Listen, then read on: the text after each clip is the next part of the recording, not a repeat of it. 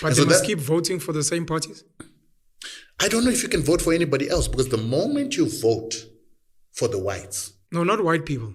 It's No, not, no, no. it's not about race. I'm talking about a situation where you're voting for people that are, as I don't even know what I'm saying, because the ANC in itself keeps promising these things, but they don't do them. They've had so many resolutions at various conferences. They get raised. Jacob Zuma's raised them again. Thabo Mbeki's raised them again. Resolutions that were made long ago in the ANC by a black ANC and a black government, and they don't implement them. So I was going to say vote for political parties that claim that they will change, but the ANC and the EFF are exactly that. And my question is that every South African must keep voting for these guys, that every South African must keep believing in this constitution.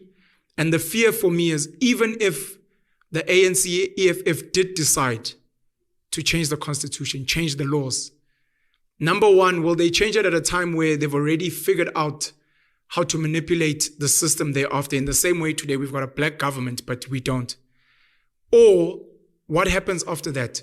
Will South Africa then be accused of human rights violations and being sanctioned like a Zimbabwe, where when the leadership says black people are going to get the land, the resources, so nope, it's a human rights violation. We're sanctioning you. We're sending the task force. We're sending the UN. We're sending, this is maybe even an act of terrorism, and we're shutting you guys down. And So- are we stuck? Is there no way out? there's always a choice. Should we just behave? There's always a choice. And South Africa's choice is to either do the right thing, which is to correct the problem, and then be willing to suffer for it, or to maintain the status quo, which is going to lead to a civil war at some point. You see, Every South African is not equipped to fight. Oh, Never no. mind in a civil war, just in a punch-up. No. No country was ever prepared to fight. My ancestors, or the people that fought for our liberation, were never trained at warfare. And white people made sure that we had no guns, no access to guns, and that we'd be even arrested for fighting on the streets to try and stop us from being aggressive. But when the time came for us to fight for our liberation, we learned how to use those guns, and we learned to defeat the white man with those guns. So anybody can do it. A boy from Tembisa who is hungry, and a boy from Soweto who is hungry, a boy who can spin a gusheshe, given an AK-47 for just a short period of time, will become a master at it the same way he mastered the gusheshe. And that's what you need to understand, is the danger of South Africa not doing the right thing now, is that this will eventually lead to a civil war. Why? Because the Chinese are looking, the Russians are looking, the terrorists are looking, the so-called terrorists. They're looking at this South Africa, which has a problem that is ready to explode if weapons can be injected into the system. We've got a xenophobia that is rising against foreigners who've got access to weapons and who are terrorists and who are trained where they come from, who can also infuse the problem by putting weapons into the economy.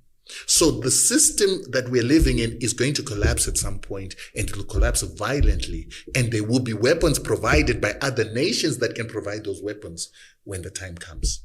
And we're saying, to avoid that, to avoid the Russians arming one side, to avoid the Chinese arming another side, to avoid the Iranians arming another side, to cause a civil war so that they can be the ones that take the spoils of the resources of this country, do the right thing now and do the painful thing now, which is to fix the injustice of the past and to give the resources and the wealth of this country to its rightful owners and go under sanctions. That's not going to be avoidable. And do it peacefully. And you said, should they? No, it's not going to be peaceful. It's going to be peaceful, yes, to a certain extent. The truth of the matter is, if you make legislation, make the policies, and then you're put under sanctions, that will stick. And if a war then decides to happen, then my question is, who is going to be the beneficiary of that war? Of course. Because those that want to protect their control of the economy right now, they've spread themselves too thin. The South African white man is greedy, and he has spread himself so wide that he can't defend what is his. He will never be able to defend it successfully. He will lose that war, and he knows that. And they amassed all this wealth to be comfortable. Their comfort does not allow them to go into the bush for 6 months, 12 months, like what their forefathers did during the Anglo-Boer War. They'll never be able to do it. They will lose that war, and smart people should know that. Our new